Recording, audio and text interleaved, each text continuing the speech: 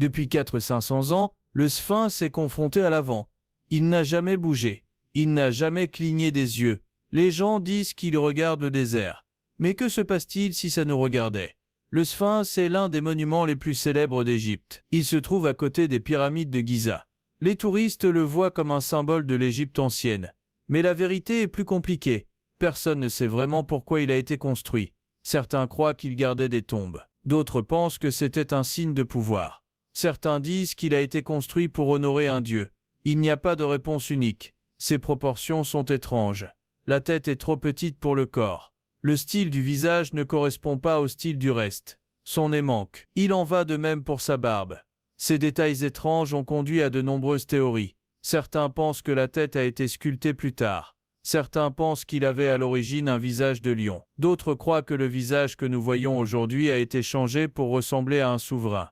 L'âge du sphinx est également débattu. Les érudits grand public disent qu'il a été construit il y a environ 400. Les chercheurs alternatifs croient que c'est beaucoup plus âgé. Certains disent des milliers d'années de plus. S'ils ont raison, l'histoire de l'Égypte devrait être réécrite. Des questions demeurent. Qui l'a conçu? Quel était son objectif d'origine? Pourquoi ne correspond-il pas au style d'autres monuments de la même période? Ces mystères rendent le sphinx plus qu'une simple statue. C'est un puzzle, un message du passé, et peut-être un avertissement. Et si son véritable but n'avait rien à voir avec la garde des pyramides? Et s'il cache quelque chose que les constructeurs voulaient que nous trouvions, mais seulement lorsque le moment était venu? La réponse pourrait être plus proche que nous ne le pensons.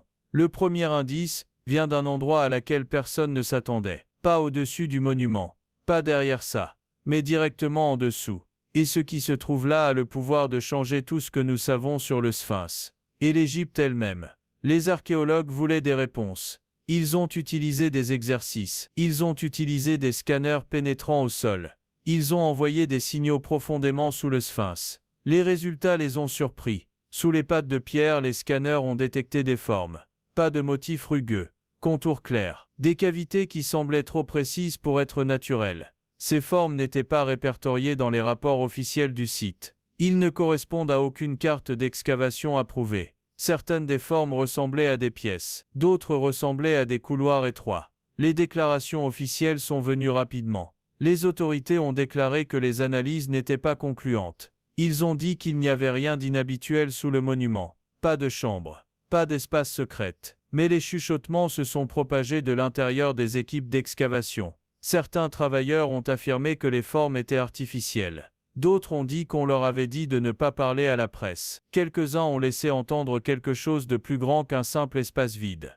Les théories ont commencé à grandir. Étaient ces anciens magasins, chambres rituelles, ou autre chose entièrement? Si ces cavités étaient sculptées par des mains humaines, elles pourraient être plus anciennes que le sphinx lui-même. Cela signifierait que le site était utilisé bien avant la chronologie acceptée. Cela signifierait un chapitre perdu de l'histoire. Il y avait des appels à creuser, pour ouvrir les cavités et voir ce qui était à l'intérieur. Mais les demandes ont été refusées. Les raisons étaient vagues. Certains ont dit qu'il s'agissait de protéger le monument. D'autres ont dit qu'il s'agissait de politique. Quelques-uns ont suggéré qu'il s'agissait de contrôler les informations. Le mystère s'est approfondi. Les formes étaient toujours là.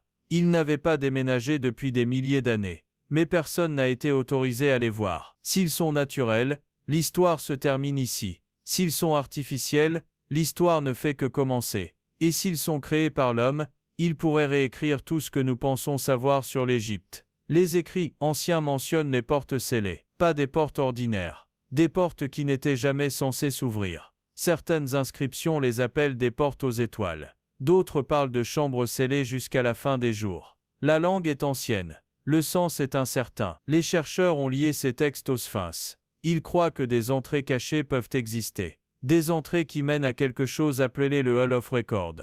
Le Hall of Records est une légende. On dit qu'il détient la perte de connaissance d'un âge oublié. Carte du monde antique. Dossier des civilisations plus anciennes que l'Égypte. Peut-être même une technologie que nous ne comprenons plus. L'idée est puissante. S'il est réel, il pourrait réécrire l'histoire humaine. Si faux, il reste l'un des plus grands mythes jamais racontés. Les autorités égyptiennes officielles rejettent ces affirmations. Ils disent qu'il n'y a pas de porte cachée, pas de chambre sous le sphinx. Aucune preuve à l'appui de la théorie du Hall of Records. mais d'autres voix ne sont pas d'accord. Certains indiquent des marques inhabituelles sur le corps du sphinx, marques qui semblent être des ouvertures scellées. D'autres affirment que les premières photographies montrent des formes qui n'apparaissent plus aujourd'hui. Au XXe siècle, quelques chercheurs ont signalé de petites fouilles. Certains ont affirmé qu'ils avaient été arrêtés avant d'atteindre leurs objectifs. Aucun rapport officiel n'a été publié. Les résultats restent non vérifiés. Les sceptiques disent que toute l'histoire est une distraction. Les croyants disent que le déni prouve que la vérité est bien cachée. Les deux côtés sont certains qu'ils ont raison. Si le Hall of Records existe, ce ne serait pas seulement une découverte archéologique. Ce serait un événement mondial. Une découverte qui pourrait défier les religions, réécrire des livres d'histoire et modifier notre compréhension du passé de l'humanité. Et si un tel endroit existe, il pourrait encore être scellé. Attendant, le déni officiel ne fait que du poids au mystère. Parce que plus quelqu'un essaie de fermer une porte, plus les gens veulent savoir ce qui est derrière. Un coup d'œil sur le sphinx soulève des questions. La tête est trop petite pour le corps. Les proportions se sentent mal. Certains experts croient que la tête a été resculptée. Ils pensent que c'était autrefois la tête d'un lion. Le corps porte toujours la forme d'un lion. Mais la tête ne correspond pas. Si la tête a été modifiée, quand est-ce arrivé? Et pourquoi? Certains disent que le resculpture a été fait pendant le règne de Pharaon Khafré. D'autres croient que cela s'est produit beaucoup plus tôt. Le débat est intense. Il n'y a pas d'accord. Les modèles d'altération racontent leur propre histoire. Sur le corps, les marques d'érosion sont profondes. Sur la tête, ils sont beaucoup moins graves. Cela suggère que la tête est plus jeune que le corps. Si elle est vraie, le corps pourrait avoir des milliers d'années de plus âgé même que les pyramides elles-mêmes. Cela signifierait qu'il a été construit par une civilisation que nous ne connaissons pas pleinement. Les partisans de cette théorie indiquent la géologie. Ils affirment que le corps du sphinx montre des signes d'érosion de l'eau. Pas de vent, pas de sable. Cela placerait sa construction dans une période beaucoup plus humide de l'histoire de l'Égypte. Il y a peut-être 9000 ans ou plus. L'archéologie dominante rejette cela. Ils insistent sur le fait que le sphinx a été sculpté dans l'ère de l'Ancien Royaume. Ils attribuent Pharaon Khafré en tant que constructeur. Mais ils ont du mal à expliquer le problème de la proportion. Si le sphinx commençait comme un lion, sa signification pourrait être très différente. Le lion est un symbole de force, de tutelle et de l'horizon. Le recourir dans l'image d'un pharaon aurait pu être un acte politique. Une tentative de réclamer le passé pour le présent. Mais si le corps est vraiment antérieur à Khafré, la question change. Qui a sculpté l'original? À quoi il servait-il? Et pourquoi le modifier? La conception du sphinx peut contenir la réponse. Ou cela peut être le résultat de siècles de changements et de réparations. Chaque changement enterrant davantage la vérité. Et si c'est plus âgé que nous ne le pensons? Ensuite, nous devons poser une question plus difficile. Qui l'a construit en premier lieu? Le visage du sphinx peut ne pas être original. Certains croient qu'il avait une fois un autre visage complètement. Par rapport au statut de Pharaon Khafré, le match est faible. La forme du nez, la mâchoire et les proportions diffèrent. Même l'espacement des yeux est incohérent. L'analyse médico-légale soutient ce doute. Les experts ont étudié les modèles d'érosion. Le corps et la tête intempérient différemment. La tête montre beaucoup moins d'érosion. Cela signifie qu'il est plus jeune. Si la tête était resculptée, qu'y avait-il avant? Certains suggèrent que c'était une tête de lion. D'autres croient que cela aurait pu être un souverain entièrement différent, ou même une figure d'une civilisation plus ancienne que les dynasties égyptiennes. Les arguments divisaient les experts. Un côté dit que le visage est original au règne de Khafré. L'autre dit que c'est une altération ultérieure. Le débat n'a pas de réponse finale. Les mesures montrent une autre bizarrerie, la tête est trop petite pour le corps. S'il était sculpté dans une tête plus âgée, la pierre serait retirée. Cela pourrait expliquer la différence de taille. Changer le visage serait un acte audacieux. Il écraserait la signification originale du monument. Il remplacerait une identité par une autre.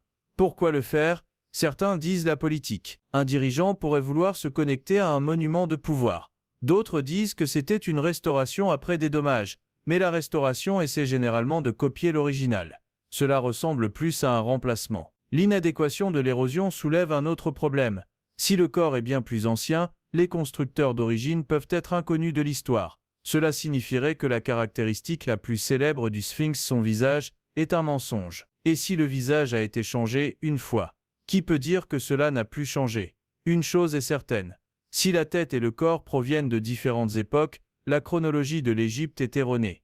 L'histoire de son constructeur devrait être réécrite. Le sphinx n'est peut-être pas le principal secret. Ce qui est en dessous pourrait avoir plus d'importance. Les scans satellites ont cartographié le plateau de Gizeh. Ils révèlent des formes sous terre. Certains ressemblent à des tunnels, d'autres ressemblent à des chambres. Ceux-ci ne sont pas marqués dans des enquêtes officielles, mais ils apparaissent dans des analyses indépendantes. Certains tunnels semblent se connecter au temple à proximité. D'autres semblent s'étendre vers le Nil. Cela pourrait signifier que les constructeurs ont lié le monument au système fluvial. Tous les tunnels ne sont pas ouverts. Plusieurs sont bloqués avec de grands bouchons en pierre. Le placement de ces bouchons semble intentionnel. Ils n'ont pas été causés par l'effondrement. Le blocage d'un passage demande des efforts. Cela suggère que quelqu'un voulait empêcher les gens de sortir. Ou garder quelque chose. Cela soulève des questions difficiles. Ces passages faisaient-ils partie de la conception originale, ou ont-ils été ajoutés plus tard par un autre groupe? Autorités égyptiennes, les liens nient officiellement les structures cachées sous le sphinx. Ils disent que rien d'importance n'est là. Mais cela entre en conflit avec les résultats du scan. Les chuchotements de certains travailleurs d'excavation racontent une histoire différente. Ils parlent d'arbres et de chambres étroites. Ils mentionnent des objets à l'intérieur, mais jamais en détail. Si ces contes sont vrais, le système souterrain pourrait être étendu. Il pourrait connecter plusieurs sites à travers le plateau. Cela pourrait également signifier que le sphinx faisait partie d'un complexe beaucoup plus grand. Il n'y a aucune preuve publique d'une fouille complète. Si des travaux ont été effectués, les résultats ne sont pas partagés. Ce secret alimente plus de spéculations. Pourquoi cacher les résultats? Certains disent que c'est pour protéger le patrimoine culturel. D'autres croient que c'est pour contrôler le flux d'informations. Quelle que soit la raison, les tunnels restent fermés. Et la question reste sans réponse. Quelqu'un a construit le sphinx. Mais quelqu'un a également enterré une partie de son histoire sous le sable. Si les structures souterraines sont réelles, elles pourraient changer la façon dont nous voyons l'histoire de l'Égypte. Ils pouvaient également prouver que le sphinx était plus qu'un monument seul. Un fait se démarque. Quelqu'un n'a pas seulement construit cela. Quelqu'un l'a caché. La pluie a façonné le sphinx. Du moins, c'est ce qu'une théorie prétend. Le géologue Robert Schoch a étudié la surface. Il a vu des rainures verticales profondes dans la pierre. Des rainures qui ressemblaient à l'érosion de l'eau. Pas de vent, pas de sable. S'il a raison, le sphinx se tenait dans de fortes précipitations. Les précipitations de l'Égypte ne voient pas depuis des milliers d'années. Cela pousserait son âge loin en arrière. Pas 400-500 ans, mais plus de 9000 ans. C'est avant la première dynastie égyptienne connue. Avant les pyramides. Avant l'enregistrement de l'histoire dans cette région. L'idée de Schoch a secoué le monde académique. Certains scientifiques ont soutenu ces observations, mais les égyptologues ont repoussé. Ils ont dit que l'érosion était causée par d'autres forces. Cristallisation du sel, changement de température, altération naturelle. Le débat est devenu tenu. Schoch se tenait sous ses conclusions. Les égyptologues ont défendu la chronologie établie. Si Schoch a raison, les constructeurs n'étaient pas les Égyptiens que nous connaissons. Ils auraient été une civilisation perdue, incapable de sculpture en pierre massive bien avant que l'histoire dise qu'ils devraient l'être. Cela signifierait réécrire une grande partie de ce que nous enseignons sur le développement humain. Cela suggérerait également que les origines de l'Égypte sont beaucoup plus anciennes que nous ne le pensons. Pour beaucoup, c'est difficile à accepter. Cela signifierait que l'admission du dossier historique est incomplet. Certains experts ont tenté de combler l'écart. Ils ont suggéré un recouvrement partiel dans les époques ultérieures. Le corps d'origine pourrait être ancien, la tête plus récente. Mais même ce compromis répond à la résistance. Changer l'âge accepté signifie déplacer d'innombrables délais et réécrire des manuels. Pour l'instant, l'opinion officielle reste ferme. Le sphinx a environ 400-500 ans. Tout ce qui est plus âgé est une spéculation non étayée. Pourtant, les rainures de la pierre restent. Ils racontent leur propre histoire. S'ils étaient sculptés par la pluie, le sphinx a vu une Égypte très différente. Un avec un climat plus comme une savane verte qu'un désert. Celui que nous comprenons à peine. Et il y a encore un indice. Un indice que la théorie de la pluie n'explique pas. Chaque mythe a une graine de vérité. Le sphinx en a des dizaines. Les historiens grecs ont écrit des chambres en dessous. Les érudits arabes ont enregistré d'étranges inscriptions. Les guides locaux ont raconté des histoires transmises pendant des siècles. Certains parlaient de trésors cachés, d'autres de pièces maudites que personne ne devrait entrer. Des avertissements sculptés dans la pierre que personne ne pouvait lire complètement. Ce ne sont pas seulement des histoires au coucher. Ils ont été répétés par des gens qui ne se sont jamais rencontrés, dans des endroits éloignés dans le temps et la distance. Un récit arabe racontait une salle scellée, un endroit dit contenir des connaissances avant la grande inondation. Il a averti que l'ouverture pourrait entraîner un désastre. Les archéologues modernes appellent cela la légende du Hall of Record. Ils disent que c'est un pur fantasme. Mais les scans au sol sous le sphinx ont montré les cavités. La ligne officielle est simple. Voie naturelle dans la roche. Mais les formes semblent tout sauf naturelles. Certains mythes correspondent même à ces résultats. Description de longs couloirs. Vol enterré profondément. Entrée cachée sous les pattes du sphinx. Si ces légendes sont même en partie vraies, elles changent tout. Il pourrait signifier que les constructeurs ont laissé des messages pour l'avenir. Ou avertissements pour rester à l'écart. Et voici la question qui refuse de disparaître. Les anciens nous avertissent-ils? Ou nous guider? Ils disent que les soldats de Napoléon ont tiré le nez. Ce n'est pas toute l'histoire. Les premiers croquis des années 1700 montrent le sphinx déjà endommagé. Le nez avait disparu depuis longtemps. La vérité peut remonter les siècles plus tôt. Certains historiens blâment un religieux soufi au XIVe siècle. Ils prétendent qu'il l'a détruit pour protester contre le culte des idoles. D'autres indiquent l'érosion naturelle sur des milliers d'années. Mais voici où ça devient étranger. Des fragments de la barbe du sphinx existent. Pas en Égypte. Au British Museum. Ces pièces de barbe suggèrent que cela faisait autrefois partie de la statue. Certains égyptologues pensent qu'il a été ajouté plus tard. Peut-être pendant une restauration. Pourquoi le supprimer? Dans l'Égypte ancienne, la barbe était un symbole royal. Le casser pourrait être un acte de défi. Ou une déclaration politique. Sans la barbe, l'apparence du sphinx change. Sans le nez, son expression est plus difficile à lire. Était-ce délibéré? Pour le dépouiller de la puissance. Et pourtant la tête se tient toujours. Érodée, modifiée, mais toujours en regardant. Si la barbe et le nez étaient des symboles, leur retrait était un message. Un message que nous n'avons toujours pas bien compris. Et si vous pensez que c'est étrange, attendez d'avoir entendu parler de la tête. Certaines découvertes ne sont pas annoncées.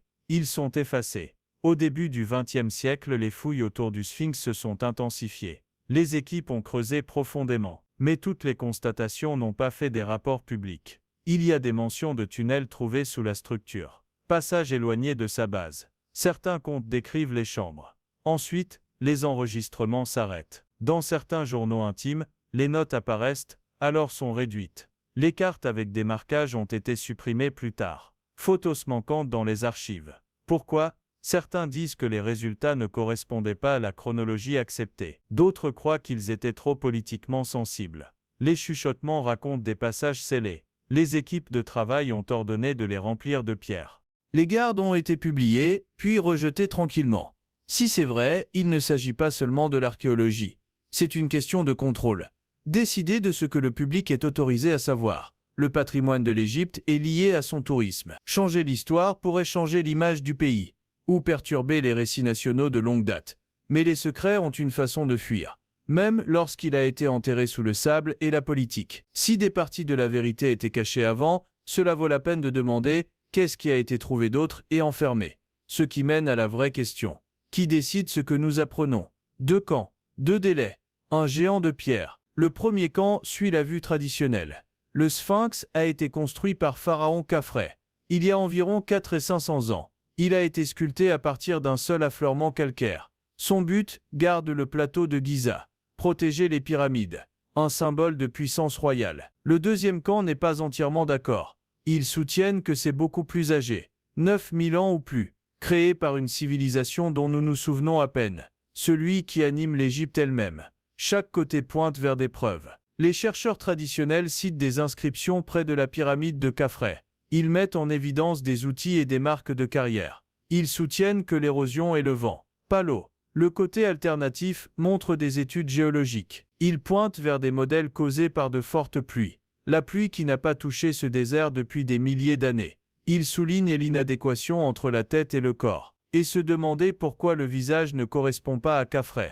Les deux ne peuvent pas avoir raison. Si Khafré l'a construit, les anciennes preuves de l'érosion n'ont aucun sens. Si c'est vraiment ancien, alors l'histoire de l'Égypte doit être réécrite. Mais il y a une troisième possibilité. On ne parle presque personne. Et si aucune théorie n'est la vérité complète? S'il y a une chambre, son contenu pourrait changer l'histoire. Certains imaginent le Hall of Record. Une archive censée contenir l'histoire perdue de l'humanité. Chaque civilisation, chaque montée et chute. tous écrits avant que le temps efface la mémoire. D'autres croient qu'ils pourraient contenir une technologie perdue. Pas de fils et de machines, mais les appareils bien au-delà de notre compréhension. Outils qui pourraient expliquer comment les pyramides ont été construites, ou pourquoi le sphinx existe du tout. Il y a aussi des chuchotements d'une tombe royale. Un enterrement contrairement à tout ce qui est trouvé en Égypte. On ne voulait pas être pour un roi de cette terre, mais pour quelqu'un avant les premiers rois de l'Égypte. L'ouverture d'une telle chambre comporte des risques. L'air scellé pendant des milliers d'années pourrait endommager les artefacts. Les différents politiques pourraient bloquer la recherche. Et le contenu pourrait remettre en question les croyances détenues pendant des siècles. Pourtant, la récompense est inimaginable. Un seul parchemin pourrait réécrire l'histoire du monde. Un seul artefact pourrait prouver que les civilisations ont augmenté bien avant que nous ne le pensions possible.